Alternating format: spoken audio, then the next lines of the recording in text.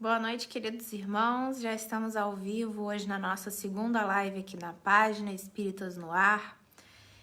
Hoje, segunda-feira, 12 de abril. Estamos começando com mais uma semana, pedindo para Jesus abençoar esse estudo da noite de hoje, pedindo que os espíritos amigos venham nos inspirar para que a gente possa conversar, para que a gente possa debater sobre esse grande espírito que foi o Dr. Bezerra de Menezes. Queria dar boas-vindas a todos que chegam, tanto do mundo virtual quanto do mundo espiritual, e dizer que eu comecei a preparar um slide aqui, mas eu vou falando na câmera e quando eu quiser mostrar alguma coisa para vocês, eu tiro o celular e coloco, porque aqui eu tô com as mãos livres. Bom, o tema desse estudo da noite de hoje não foi por acaso. Seja bem-vindo, amor. Devido ao desencarne do Dr. Bezerra de Menezes na data de ontem, em 1900. Então, eu queria aproveitar essa data tão importante do seu desencarne, principalmente por causa do momento em que nós estamos vivendo nessa pandemia. E agradecer a todos os médicos que têm trabalhado tanto na esfera física quanto na espiritualidade para nos amparar nesse momento tão difícil que tem sido a pandemia. A gente, ou provavelmente nós tivemos contato com o Covid, ou a gente conhece algum familiar que tenha tido, mas a gente também não sabe como está sendo dura a realidade dos médicos que estão trabalhando incansavelmente nos hospitais, mas também no mundo espiritual, nos assistindo, nos amparando. Queria dar as boas-vindas para a Aline, para minha mãe, que já estão online aqui também, e começar o nosso estudo. Dr. Bezerra de Menezes foi conhecido como o médico dos pobres, ou mesmo o Kardec brasileiro, por causa da sua grande atividade espírita, principalmente se tratando da época de um Brasil Império, no qual a gente ainda estava caminhando com os primeiros passos do espiritismo e uma religião que ainda estava se firmando. A religião espírita já estava se consolidando na França, mas caminhava a pequenos passos aqui no Brasil, principalmente por ser um pouco mal vista até para as políticas vigentes da época. Bom, coloquei aqui uma foto de capa, um garotinho precisando de assistência, precisando de carinho. E não só o Dr. Bezerra ajudava materialmente, mas deixava transparecer o amor que ele tinha com as pessoas. Ele não cobrava muito de suas consultas, acho que não sei quais ele deve ter cobrado, né? E fazia além da prática da medicina. Se alguém precisava de comida, ele ia e doava alguma coisa que ele mesmo tinha, que ele mesmo utilizava, e para que assim aquela pessoa estivesse assistida. Então ele fez além das práticas da medicina. Então isso é um exemplo que hoje nós temos de devotamento ao próximo, de não só a caridade para com o próximo, mas também uma devoção, porque ele tirava dele mesmo para poder dar para outra pessoa. Então, vamos começar falando sobre ele? Antes da gente entrar no assunto do Dr. Bezerra e explicar por que a vinda dele foi tão importante, a missão dele como espírito foi tão importante aqui na Terra, eu queria que a gente falasse sobre o anjo de Ismael. No livro Brasil, Coração do Mundo, Pátria do Evangelho, que a minha mãe selecionou, e essa é a capa dele, para quem quiser ver, foi psicografado por Chico, a gente tem uma ideia de quem foi Ismael e por que ele anunciou a vida de Dr. Bezerra de Menezes. Bom, o Ismael teve a sua primeira referência no livro da Gênesis, na Bíblia, no capítulo 16. Abraão, que era casado com Saraí, tentavam ter um filho, mas Saraí, por conta da idade, era estéril. Então, Saraí pede que Abraão se deite com a escrava dele, chamada Agar, e daí nasceu Ismael. Então, anos depois, anos se passaram, e Saraí, que era a esposa de Abraão, também engravida. E aí fica um mal-estar ali na família, porque ela era a esposa legítima, ele teve o filho com uma escrava, que provavelmente poderia ser visto como um bastardo na época. Então ela ficou incomodada e ela pede para que Abraão ele se desfaça, se despeça dos familiares dessa escrava e desse filho, que era o Ismael, para eles conviverem em harmonia. Então Abraão fica muito triste, fica muito chateado, porque apesar dele não ser filho da esposa dele, ele também era filho, né? Ismael tinha tanta importância quanto os outros filhos. Então Abraão entra em prece, em contato com Deus, e pede para que Deus ilumine ele nesse momento tão complicado, para que ele saiba o que fazer, porque ele não queria se desfazer desse filho. Então Deus diz que Abraão poderia ficar tranquilo porque Ismael seria líder de uma grande nação.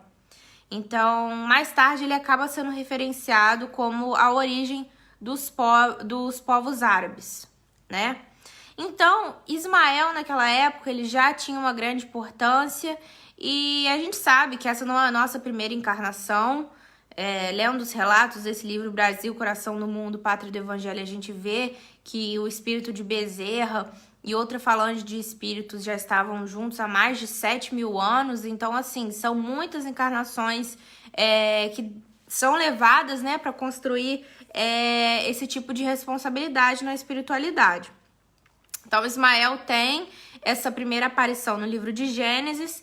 E depois, com o passar dos anos e de sua evolução espiritual, ou seja, isso foi antes da vinda de Jesus, ele recebe do próprio Jesus, ele evolui, né, moralmente e intelectualmente, vai subindo os degraus da escala evolutiva, como todos nós estamos fazendo, mas bem distante de Ismael. Ele recebe a incumbência do próprio Jesus Cristo de estabelecer o bem aqui no planeta Terra, de guiar a sociedade no seu progresso moral, de fazer com que as pessoas elas estejam conectadas pelo amor, pelo sentimento de fraternidade.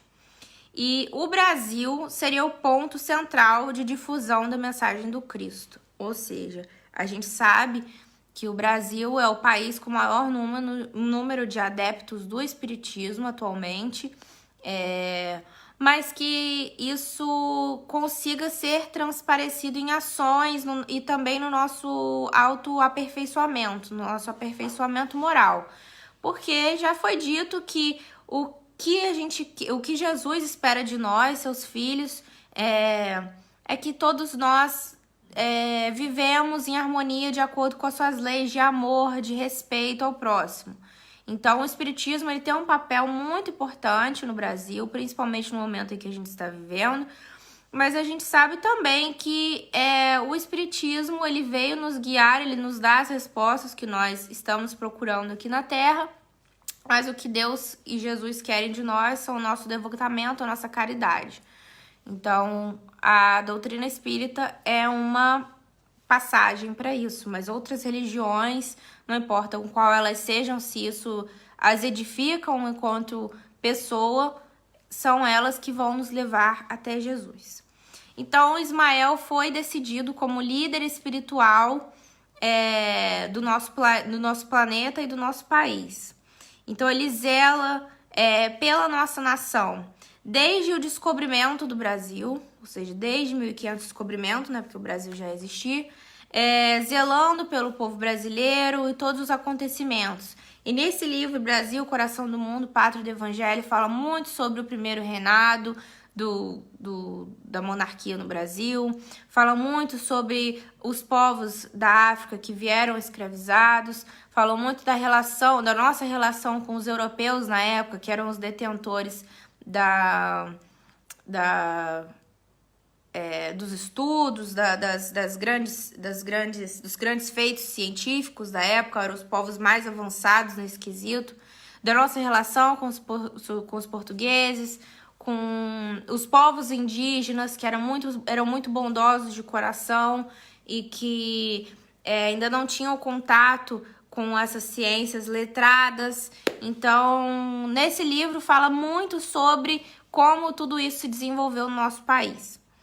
Então, Ismael, que é o nosso governador, né, velando pelo nosso Brasil, tem uma comunicação nesse livro, Brasil, Coração do Mundo, Pátria do Evangelho, falando sobre a vinda do Dr. Bezerra de Menezes, que nós vamos ler agora. Aqui no meu PDF é a página 72. Eu não sei qual seria, depende da edição para vocês, mas o título é Bezerra de Menezes mesmo. Então, vou ler rapidinho, são 3 páginas, só para a gente explicar, né? Bom, o século XIX, que surgira com as últimas agitações provocadas no mundo pela Revolução Francesa, estava destinado a presenciar vários extraordinários acontecimentos. No seu transcurso, cumprir-se-ia a promessa de Jesus, que, segundo os ensinamentos do seu evangelho, derramaria as claridades divinas do seu coração sobre toda a carne, para que o Consolador reorganizasse as energias das criaturas a caminho das profundas transições do século XX. Então, nós estamos sempre amparados e Jesus está sempre à frente de tudo. Mal não haviam terminado as atividades bélicas da triste missão de Bonaparte, que a gente sabe também em vários livros que falam que Bonaparte era um espírito de capela, que ele veio com outras missões aqui também na Terra. Então, ele acabou se desviando para essa parte da guerra, que foi devastada, que devastou a França, né? E outros países. E já o espaço se movimentava no sentido de renovar os surtos de progresso das coletividades, ou seja, eles estavam progredindo. Assembleias espirituais reunindo os gênios inspiradores de todas as pátrias do orbe eram levadas a efeito nas luzes do infinito para a designação de missionários nas novas revelações. Em uma de tais assembleias, presidida pelo coração misericordioso e augusto do Cordeiro, fora destacado um dos grandes discípulos do Senhor para vir à Terra com a tarefa de organizar e compilar ensinamentos que seriam revelados, oferecendo um método de observação a todos os estudiosos do tempo. Foi assim que Allan Kardec, a 3 de outubro de 1804, via a luz da atmosfera terrestre na cidade de Lyon. Segundo os planos de trabalho do mundo invisível, o grande missionário, no seu maravilhoso esforço de síntese, contaria com a cooperação de uma pleiade de auxiliares. Aí ele está falando sobre a vida do Allan Kardec e o surgimento do Espiritismo, glorificando ia resplandecer a suave luz do Espiritismo, depois de certificado o Senhor da defecção espiritual das igrejas mercenárias que falavam no globo em seu nome. Todas as falanges do infinito se preparam para sua jornada gloriosa. As abnegadas cortes de Ismael trazem as suas inspirações para as grandes cidades do país do Cruzeiro, que é o Brasil, conseguindo interessar indiretamente grande número de estudiosos, ou seja, o espiritismo ia crescendo no Brasil em 1800. As primeiras experiências espiritistas na prática do evangelho começaram pelo problema das curas. Em 1818, já o Brasil possuía um grande círculo homeopático, sob a direção do mundo invisível. Aí fala que José Bonifácio se correspondia com Frederico Hahnemann. Nos tempos do Segundo Reinado, os mentores espirituais conseguiam criar na Bahia, no Pará e no Rio de Janeiro alguns grupos particulares, ou seja, a espiritualidade estava trabalhando, inspirando os encarnados também a trabalharem. Antes dessa época, quando prestes a findar o primeiro reinado, ou seja, acabar o primeiro reinado, Ismael reúne no espaço seus dedicados companheiros de luta e, organizada a venerável assembleia, o grande mensageiro do Senhor esclarece a todos os seus elevados objetivos. Assim, Ismael é um espírito, como a gente falou, de elevada hierarquia espiritual, estando em contato diretamente com Jesus Cristo. Então ele fala, aí Ismael começa a falar com a assembleia. Irmãos, o século atual, como sabeis, vai ser assinalado pelo advento do Consolador à face da terra, ou seja, o Espiritismo.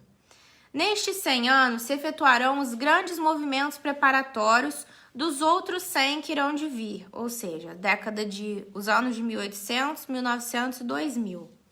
As rajadas de morticínio e de dor avassalarão a alma da humanidade no século próximo, e a gente sabe que vieram as guerras. Dentro dos imperativos das transições necessárias, que serão o sinal do fim da civilização precária do Ocidente. Faz-se necessário que amparemos o coração atormentado dos homens nessas grandes amarguras, preparando-lhe o caminho da purificação espiritual através de sendas penosas. E aí a gente fala do bem e do mal sofrer. É preciso, pois, preparemos o terreno para sua estabilidade moral nesses instantes decisivos dos seus destinos. Então, a gente precisava fixar o espiritismo como uma doutrina consoladora.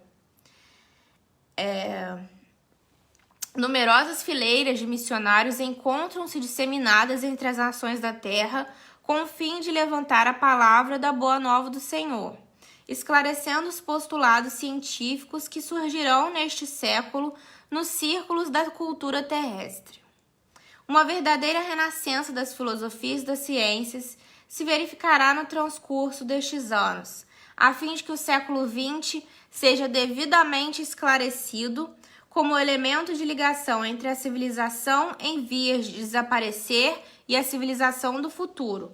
Ou seja, que a gente já viu que o século XX foi o momento de transição, que já está falado nesse livro, que era um momento de transição entre a civilização antiga e o mundo do porvir, que a gente vai entrar como um mundo de regeneração.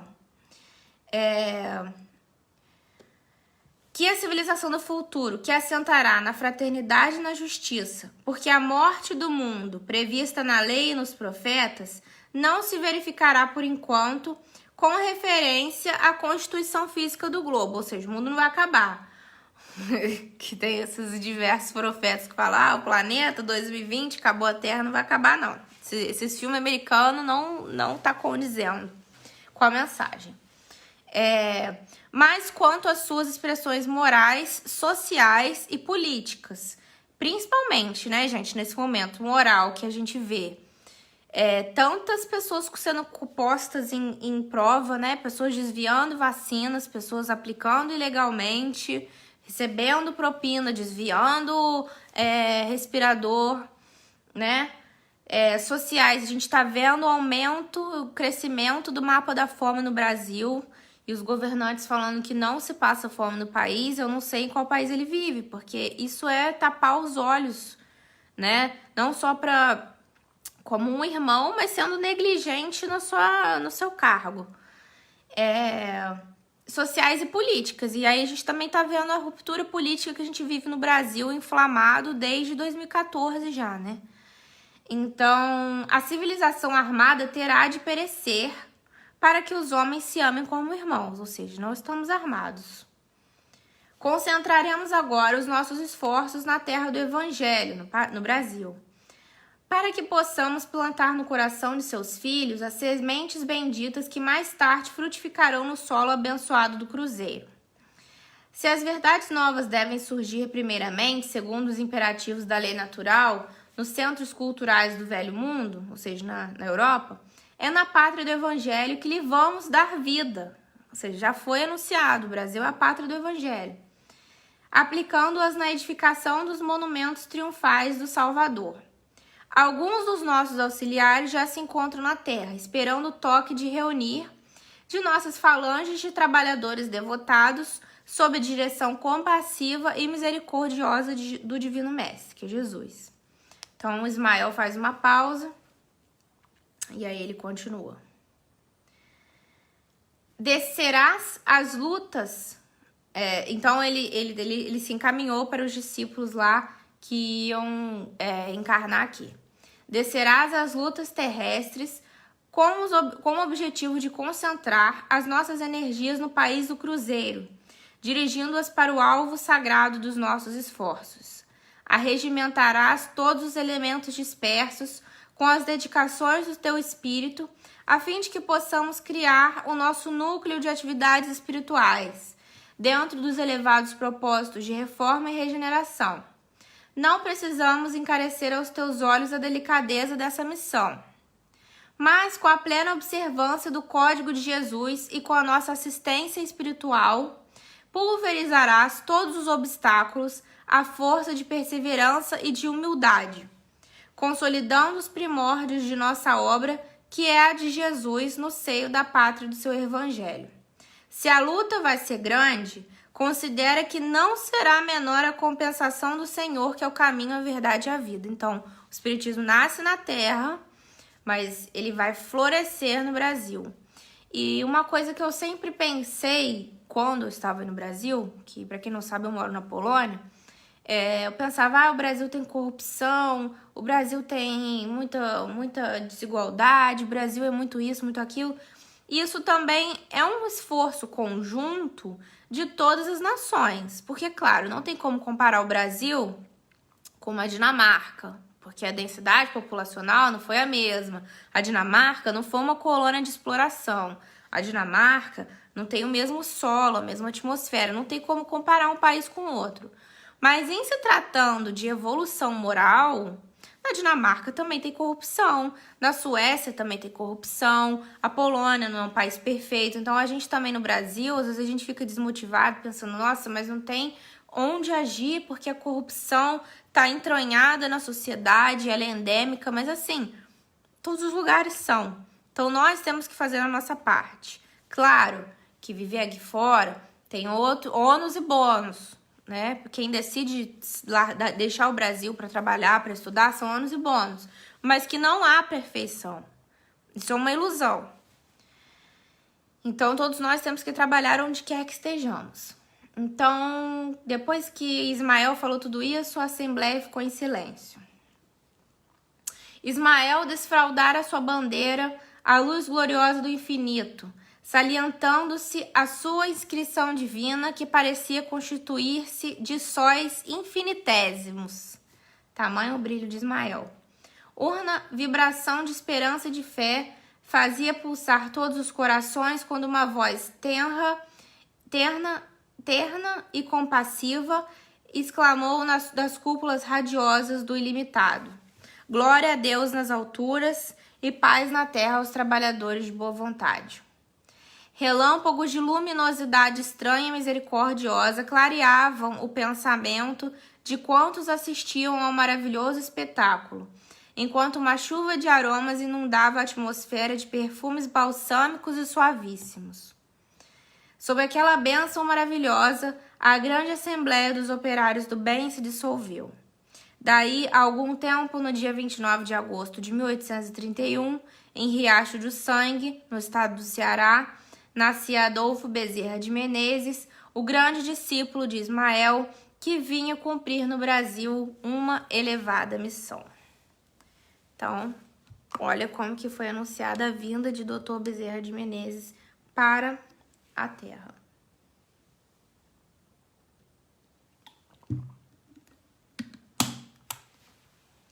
Continuando. Gente, a caixa de comentários está aberta. Se quiserem me corrigir, falar alguma coisa, estou aqui pra gente conversar. Não tô falando que só eu tô certa, não. Vamos lá, na biografia de Dr. Bezerra de Menezes. Ele nasceu no dia 29 de agosto de 1831, como falamos ali, em Riacho de Sangue, no Ceará. Hoje, o município é conhecido como Jaguaretama.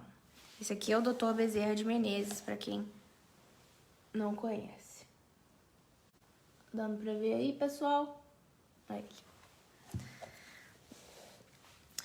Ele nasceu numa família normal e de, sim, trabalhadores. E desde criança ele se destaca porque ele gosta muito de estudar.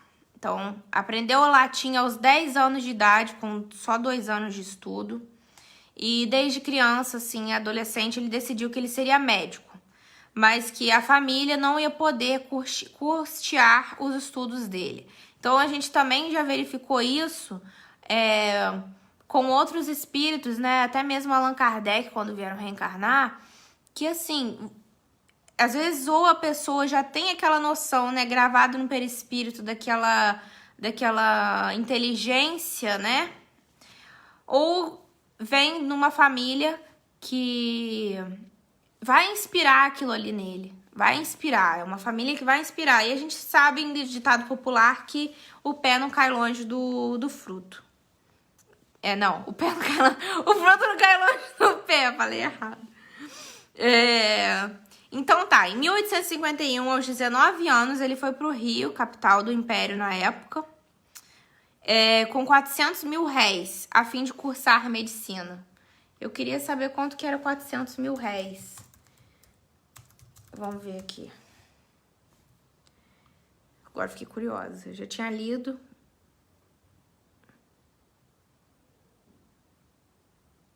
Depois eu vejo isso. 900 contos de réis. Não sei. 400 mil réis devia ser um dinheiro. Mas eu sei que a família toda dele se prontificou para ajudar a custear.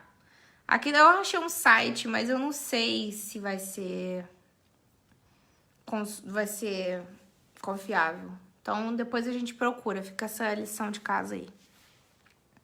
Para cursar a medicina. Ou seja, já tinha paixão, né? Do estudo. Então, para ele poder estudar, ele também trabalhava. Ele ensinava filosofia e matemática. Ele se doutorou em 1856 pela Faculdade de Medicina do Rio de Janeiro. Ele fez uma tese falando sobre o câncer. Em 1858, ele foi admitido no Corpo de Saúde do Exército como cirurgião-tenente. Ou seja, ele já tinha uma aspiração crescente e já ele começou com o seu trabalho. E aqui até então a gente não está falando nada de espiritismo, a gente só está falando dele, da formação dele. Em 1858, ele casou-se com Maria Cândida de Lacerda, com quem teve 2 filhos, e ela desencarna 2 anos mais tarde. E em 1865 ele casa com Cândida Augusta de Lacerda Machado, que era a irmã materna da sua ex-esposa, com quem teve 7 filhos. E eu li na internet que ela se compadeceu muito dele, porque ele trabalhava, né? Ele atendia as pessoas, e ele tinha as 2 crianças, e ela ficou com pena. Então ela se ofereceu para mudar para casa dele, para cuidar das crianças, para auxiliar ele com suas tarefas, com seus afazeres.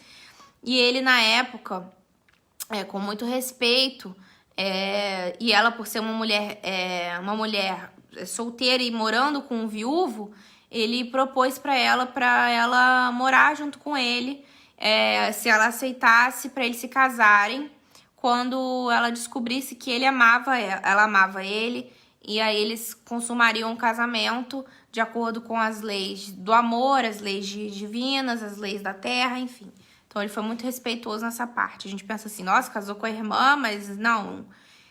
Foi uma passagem bem bonita essa que eu encontrei.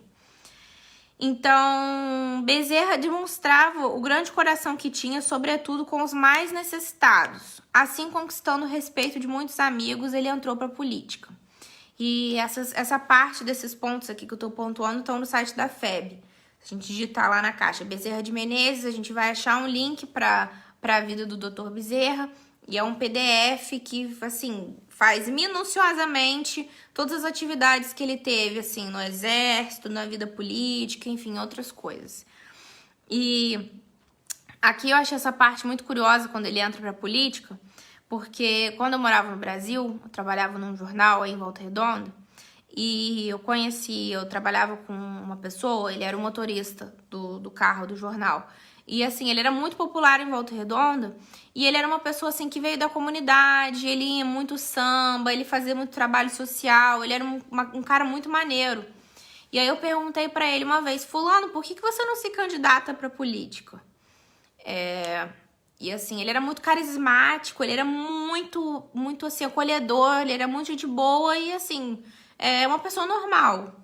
Então ele falou pra mim assim, Melissa, a gente trabalha em jornal, né? A gente sabe quanto que custa pra gente anunciar uma coisa. Ele falava, pra você entrar na política, você tem que investir muito dinheiro na publicidade. E você pode não ter esse dinheiro agora, mas outras pessoas podem ter, já me ofereceram. Já ofereceram fazer campanha pra mim,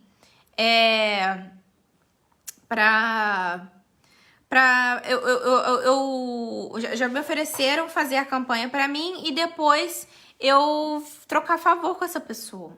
Ou seja, na época ofereceram para ele me contando, ofereceram mais ou menos alguma coisa em torno de R$1 milhão para ele poder fazer, ter gastos, assim, ter gasto com folga e com certeza que ele ia ser eleito.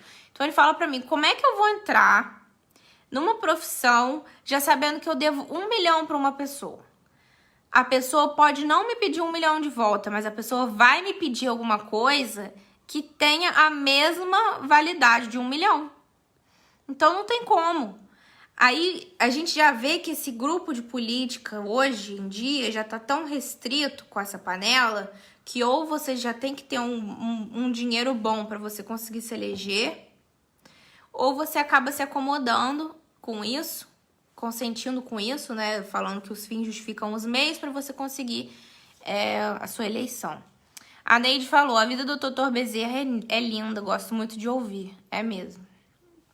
Tem muitas coisas no YouTube, tem filme do Dr. Bezerra no YouTube, mas eu não coloquei ele aqui porque os vídeos que eu achei, eles estavam, não eram com cenas, já era o vídeo completo. E aí, se eu passasse 1 hora de filme aqui, não ia ter palestra. Aline, muito obrigada. Aproximadamente 1 mil-réis é igual a 123. Então, 400 mil-réis, 49.200. Então, essa tá a conta aí. A gente sabe que hoje em dia também se formar em medicina é muito caro. Muito caro. Então, desde a época, a gente já vê que é uma prática seleta, né? Então, com respeito dos seus amigos, ele entrou para a política.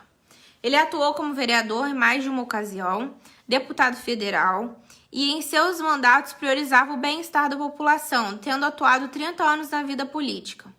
E também no site da FEB fala que quando ele via que ia ter alguma desavença política, ou na Câmara, ou como deputado federal,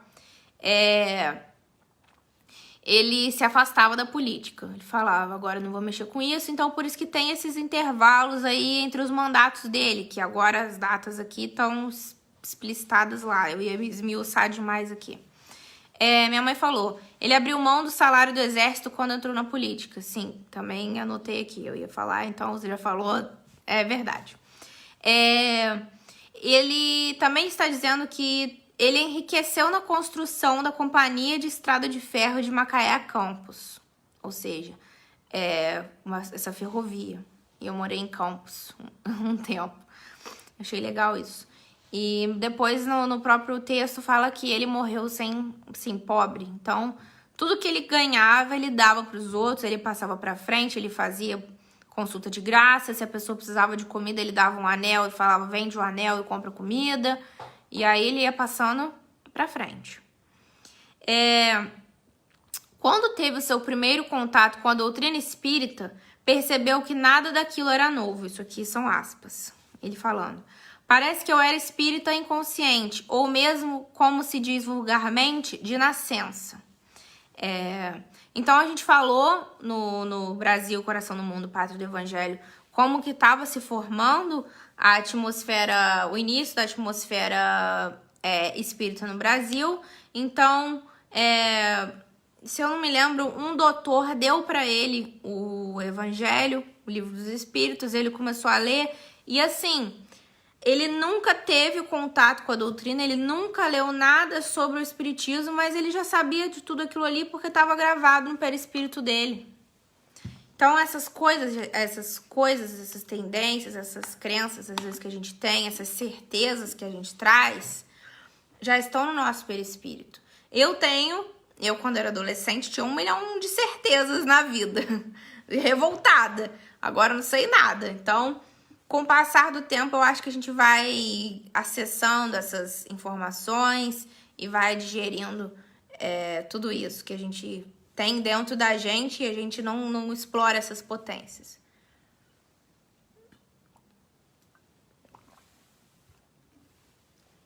Falamos sobre esse movimento do espiritismo que crescia, mas em 1883 crescia de súbito um movimento contrário ao espiritismo. E a gente também tem que pensar, gente, que até agora, na atualidade, a gente tem que tratar com muita paciência e amor os nossos irmãos, Não, obrigada.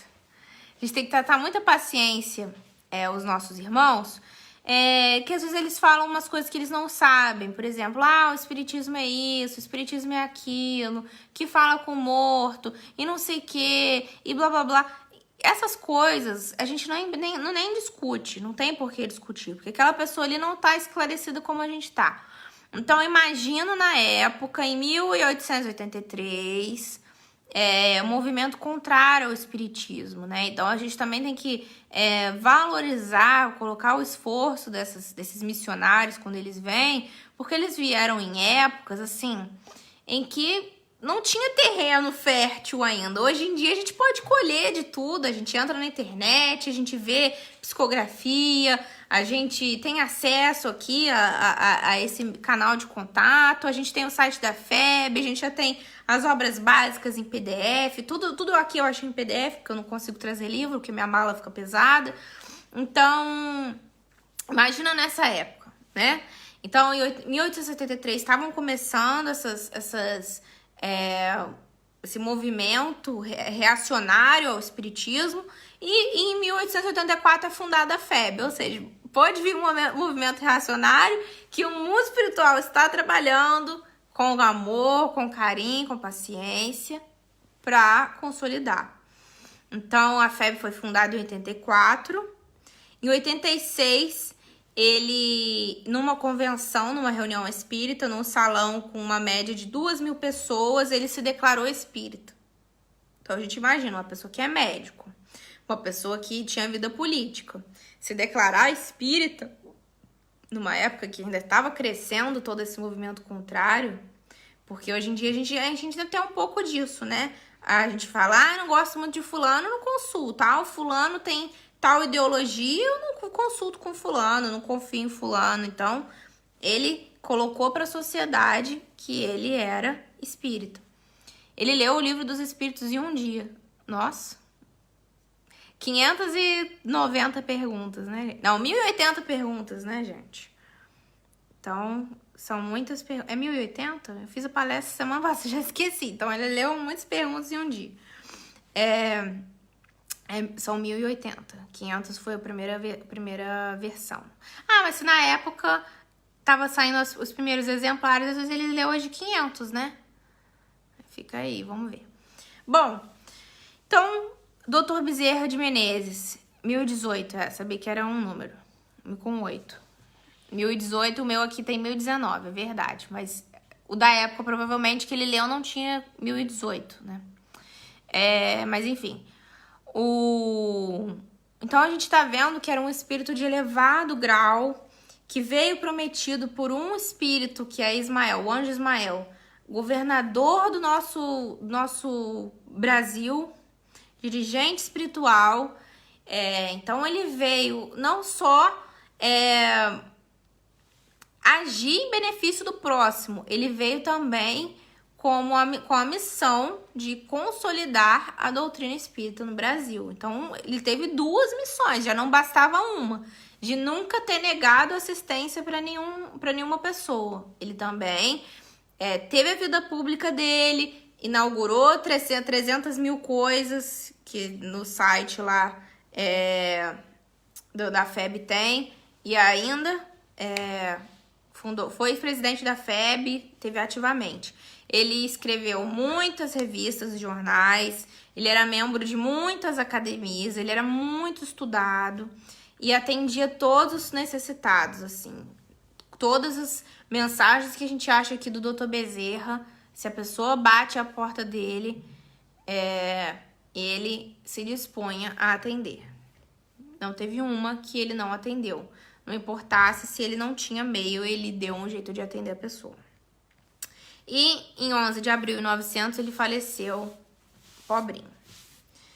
Agora, dada toda a vida dele, que foi de grande estima pra gente, né, de grande importância, eu vou falar do encontro entre Celina e Dr. Bezerra de Menezes. Celina é um espírito de alta hierarquia no mundo espiritual, e ela reporta diretamente a Maria, ou seja, ela é uma enviada de Maria, Maria, mãe de Jesus, para dar comunicações, enfim, ela é assistente pessoal de Maria. Então, tem essa mensagem aqui. Na espiritualidade, começa a reunião que homenageia Bezerra pelos 50 anos de atividades nas terras brasileiras como colaborador de Ismael, representante da bondade de Jesus. Leon Denis, o apóstolo do espiritismo francês, o grande colaborador e desdobrador da obra de Allan Kardec, é convidado a saudá-lo em nome dos espíritos... Não, desculpa. É convidado a saudá-lo em nome dos espíritos internacionais. E o verbo eloquente do extraordinário autodidata poeta ressoa na multidão com bátegas de luz caindo suavemente numa sintonia. As palavras de Leon Denis trazem gratidão dos espíritas do mundo ao apóstolo do Cruzeiro do Sul. Bezerra chora, dominado de uma grande emoção. Terminada a exortação de Denis, é convidado Manuel Viana de Carvalho para falar em nome da comunidade espírita brasileira. Viana de Carvalho agiganta-se na tribuna e fala em nome da gratidão da pátria brasileira a este ser que tanto estava fazendo pelo pensamento no país. Logo depois que Viana de Carvalho encerra, abre-se aquele horizonte infinito do espaço e um jato de luz tomba sobre a multidão. Nossa, gente, imagina. Fogos para todos os lados. Aparece o ser espiritual superior jovem, a jovem Celina, a mensageira de Maria, mãe de Jesus, que abre um livro imenso de luzes e lê para todos, emocionados. Dr. Adolfo Bezerra de Menezes, a mãe de Jesus manda convidar-te para que saias das sombras do planeta terrestre. Ela te oferece no sistema solar um dos astros onde queiras reencarnar. Ela concedeu do filho a permissão para franquear-te noutra esfera, se necessário fora do sistema solar, a oportunidade de crescer de maneira com a misericórdia de Deus nos rumos do insondável na busca da perfeição. Tenho eu a tarefa de apresentar-te a proposta da senhora e levar-lhe o resultado depois de ouvir-te. Bezerra de Menezes levanta-se, a multidão está impactada, ele abaixa a cabeça e com a voz embargada ao erguer a fronte diz: São 8h42. Opa, desculpa, apertei o relógio aqui. Então, Bezerra de Menezes seria promovido, seria autorizado a encarnar em outras esferas, em esferas superiores, em outros planetas mais adiantados que o planeta Terra. Celina, minha filha, eu não mereço nada disso. Se eu merecesse alguma coisa, se alguma coisa me fosse lícito pedir, se houvesse em mim qualquer atributo que justificasse uma solicitação, eu te pediria levares à Senhora Maria o meu requerimento pedindo misericórdia para as minhas imperfeições. Gente, eu não estou enxergando nada. E se me fosse lícito pedir algo mais, eu pediria a Maria, a Santíssima, que me facultasse a honra de continuar nas sombras do país verde e amarelo do Cruzeiro do Sul, atendendo aos infelizes, e que ela não me permitir a graça nunca de sorrir enquanto na terra brasileira alguém estiver chorando. Que eu não tenha o direito de ser feliz enquanto os meus irmãos do Brasil estejam angustiados. Então intercede tu, minha filha, junto à nossa mãe, para que ela me permita a caridade de permanecer na terra do Cruzeiro até o momento em que o país saia das sombras. Celina retorna, as vozes infantis erguem-se, as músicas sucedem-se e de repente no céu, coros cante de estrelas, uma mão empunhando uma pluma antiga escreve: Dr. Adolfo Bezerra de Menezes, o teu requerimento dirigido à senhora foi deferido. Ficarás na terra verde verde e amarelas do Brasil, nas sombras do planeta, atendendo a dor até o ano de 2000, quando terás brindado 100 anos de abnegação, de renúncia, de doação total. A reunião foi encarnada e Bezerra de Menezes voltou às sombras do país tropical para erguer as almas combalidas, para encaminhá-las a Jesus, para ensinar que somente o amor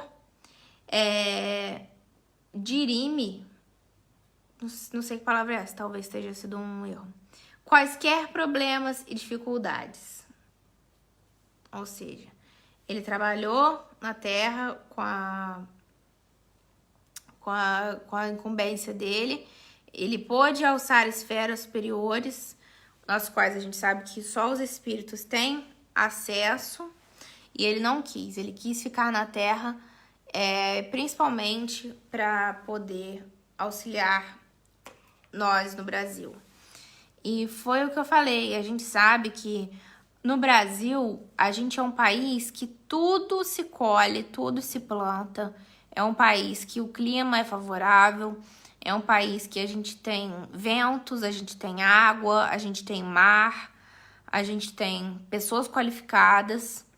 Eu acho que o problema no Brasil é completamente moral, porque nós sabemos que o jeitinho brasileiro, como dizem alguns historiadores, que é a forma de querer se dar bem a qualquer custo, de infringir leis, de fazer pensando em si ao invés da coletividade, essa é uma característica que a gente vê assim muito latente. Eu falei aqui antes que a gente sabe que outros países têm corrupção, a gente sabe que não existe país perfeito neste mundo, estamos todos caminhando moralmente, mas eu acho que o chamado do espírita nessa sociedade é repensar suas atitudes, repensar em como ele está agindo, se ele está agindo de forma honesta, se ele está agindo em benefício próprio, se ele age de acordo com a coletividade, se ele respeita as leis, se ele respeita o próximo. E isso aqui fora, por exemplo, na Polônia, se eu atravessar fora da faixa, é uma multa de 500 zloty, mais ou menos uns 600 reais, 650 reais.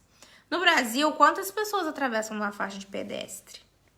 Aqui só se atravessa quando o sinal está fechado. Então, são essas pequenas coisas que quando você cresce com acesso a isso, você percebe que para que eu vou atravessar antes, se alguma coisa pode acontecer comigo, se eu posso causar um acidente. No Brasil, a gente nem pensa já nessas coisas. Tamanha é a nossa falta de senso de coletividade. E isso tem que ser ensinado. Isso tem que ser ensinado dentro de casa e tem que ser ensinado nas escolas. A gente sabe que tem um projeto de que a educação não seja beneficiada no Brasil. Porque quando a pessoa ela tem acesso a um pensamento crítico, ela tem acesso a questionar certas atitudes de governantes, questionar certas leis, que aquilo ali não beneficia eles. Então, cortar o acesso à educação, fazer com que a educação seja sucateada, aumentar o preço dos livros no Brasil, é um projeto para que menos pessoas pensem, e menos pessoas pensando são menos pessoas questionando. Então, aqui são várias coisas para serem colocadas em prática. Então, o Brasil, sendo a pátria do Evangelho, a gente tem, assim, a missão, nós espíritas, de darmos o nosso melhor em tudo, de divulgarmos a doutrina, de não discutirmos com as pessoas assim por causa de certas coisas que não vale a pena, e de levar a palavra para aqueles que estiverem dispostos de ouvir e aprender com esse exemplo de Dr. Bezerra, com essa humildade que ele deixou, de que nós não estamos corretos em tudo. Nós não estamos corretos, nós precisamos de muita humildade para reconhecer que nós temos acesso a toda essa informação. Eu aqui mesmo, quantas coisas eu não sabia que hoje que vocês me ajudaram. Então, nós temos que ter a humildade e também repensar essas atitudes. Por que eu faço tal coisa? Essas pequenas coisas geram exemplo para outras pessoas. né? Se a gente se muda, se a gente muda as nossas atitudes, a gente gera exemplo para outras pessoas. Porque muitas pessoas pensam, eu não vou fazer assim porque ninguém faz, é uma causa perdida. Mas não é. A gente tem um dever de fazer isso. Eu aqui fora, como imigrante, eu vou ser sempre uma brasileira morando na Polônia. Eu nunca vou ser uma pessoa polonesa. Eu vou ser sempre uma brasileira morando fora. Eu tenho o dever duplo aqui de respeitar as leis polonesas, porque é um país no qual eu vivo, respeitar a cultura, respeitar o estilo de vida e perpetuar o que eu sei, perpetuar o meu saber. Uma coisa que eu também não gosto muito é quando a pessoa chega aqui fora e fala mal do Brasil, assim, como se no Brasil não tivesse nada de bom. Mas não é. No Brasil nós precisamos de pessoas que estejam dispostas a, primeiro, acreditar que dá para mudar e trabalhar. Porque eu sei que no clima que a gente está agora, na nossa atmosfera, com o Covid, com todas as dificuldades, ainda assim a gente tem que olhar para as conquistas. O Butantan tá produzindo vacina, gente. Aqui na União Europeia não tem vacina. Por causa dos acordos que demoram dentro do bloco, burocracia, disputas políticas. O Brasil, com o insumo, tá produzindo a sua vacina. O Brasil tem pesquisadores. O Brasil tem como sair desse buraco. O Brasil tem o SUS, sistema de saúde, sim, invejado no mundo todo. Já foi o top 1 no mundo.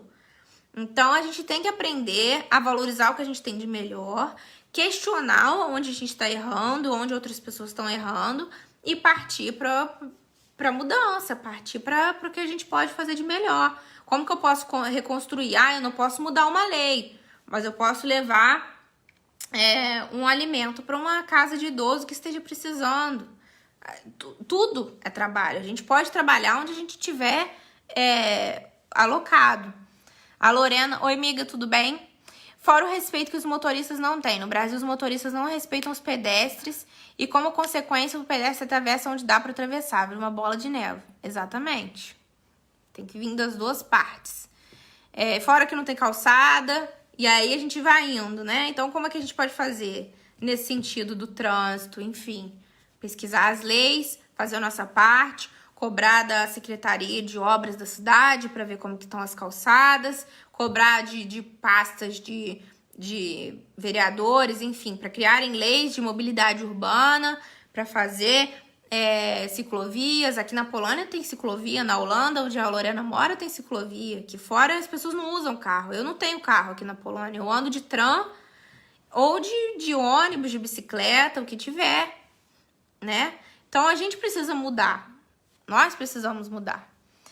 Minha mãe falou, disciplina, disciplina, disciplina, Emanuel. Temos a Fiocruz também. Então, o Brasil, gente, é um celeiro. A gente vê os cortes de verba de cientistas. Eu estava lendo sobre isso hoje. A União Europeia estava investindo, eu acho que 100 milhões, 100 bilhões num pacote. A União Europeia toda, tá? Todos os países. Em pesquisa. Os Estados Unidos estavam investindo 10. Só um comparativo entre o dólar e real. Entre dólar e o euro, né? Porque não é a mesma moeda, mas estou dando um exemplo. E aí os Estados Unidos estavam investindo 10. Nos últimos 10 anos, passou de 10 para 400, assim. Tá 3 vezes mais o investimento que estava tendo aqui na União Europeia. Então, assim, a gente sabe que essa corrida pela vacina tá sendo um jogo político. A gente sabe que os países de terceiro mundo vão demorar para ser beneficiados. Mas a gente sabe que a gente tá correndo junto com a ciência. A gente vê gente que nem vacina quer tomar, gente. Não tem o que falar, né? Então, agradecer pela espiritualidade, pelas inspirações, pela permissão de Jesus, para tudo isso que tá acontecendo. E é uma coisa que minha mãe sempre fala. O Covid tá muito triste, assim, vidas ceifadas. Parece que a gente tá a Deus dará, mas a gente não está. E a gente eu moro num continente em que países se degladiaram durante milhões de anos, milhares de anos, centésimos de anos. Então, centenas de anos. Então, graças a Deus não é uma guerra, graças a Deus não é uma arma biológica. Enfim, é uma doença que a gente tá procurando a cura e que a gente tem profissionais de saúde, a gente tem um sistema que tá aí para nos ajudar. No livro Lições de Sabedoria, a Marlene Nobre, em 1992, falou assim, olha o que ela falou em 1992. Vamos orar para que não tenhamos surpresas desagradáveis, para que não tenhamos conflitos, desajustes e desesperos inúteis. Isso quem fala é Chico, tá, gente? Porque nós precisamos de união e de trabalho, cada vez mais intenso, para que possamos ter o Brasil melhor. Olha essa passagem. Eu acredito que se há uma crise, vamos trabalhar para que ela desapareça, para que o respeito seja nosso espírito para todos aqueles que estão com a responsabilidade no poder que nós criamos para a governança dos nossos destinos. Gente, olha o que ela falou. Vamos com respeito na frente de nossos ideais esperar o futuro, trabalhando muito, tanto quanto seja possível. Assim como vocês vêm trabalhando, comandando gente nessa luta tão grande e tão bela. Agradecemos a referência ao trabalho da Folha Espírita, né, que era um livro. E aí a Marlene fala, mas enfatizamos que ele é muito pequeno diante do muito que precisamos realizar como espíritos endividados diante das leis de nosso Pai Celestial. E aí Chico fala, a este respeito o médium observou, uma semente é considerada talvez pequena, mas sem ela não haverá floresta. Gente, olha essa passagem. Uma semente pode ser considerada pequena, mas sem ela não haverá floresta. Então, a gente tem que fazer a nossa parte. Jesus chama a gente a todo minuto. Todo minuto. Para fazer a caridade moral, a caridade material. Jesus nos chama. A gente está disposto a ouvir? E vou encerrar com essa frase aqui de Bezerra. No livro Cura, psicografado por Chico Xavier. Minha mãe que montou essa bibliografia, esse roteiro aqui hoje, gente. Então, eu pesquisei algumas coisas na internet, mas 90% do esqueleto aqui, quem montou foi ela. Queria agradecer minha mãe, meu pai, porque eu sou só iniciante aqui na prática espírita, só tenho 27 anos de vida espírita. Então, sem eles, esse estudo aqui hoje não seria possível. Bezerra falou assim, um prato de soma em nome do mestre vale mais que centenas de palavras vazias, quando as palavras estão realmente vazias de compreensão e de amor. Entreguemos ao Senhor as lutas estéreis a que somos tantas vezes provocados e prossigamos com Ele no trabalho edificante, no bem. Então, a gente tem que entregar tudo nas mãos de Jesus, porque se a gente esmorecer, a gente não consegue dar continuidade ao que é esperado de nós, né? A gente não consegue trabalhar na seara do bem, a gente não consegue mudar vidas e mudar a nossa vida. E é isso que os espíritos menos esclarecidos querem da gente, que a gente esmoreça. E nós não podemos esmorecer, porque a gente tem que se melhorar para poder ajudar eles também, né? Irmãos, espero que vocês estejam com a água fluida de vocês. Vamos fazer uma prece para encerrar o estudo da noite de hoje, agradecendo a presença de todos vocês que participaram da live, a presença dos amigos espirituais que nos inspiraram, que nos assistiram. E vamos lá.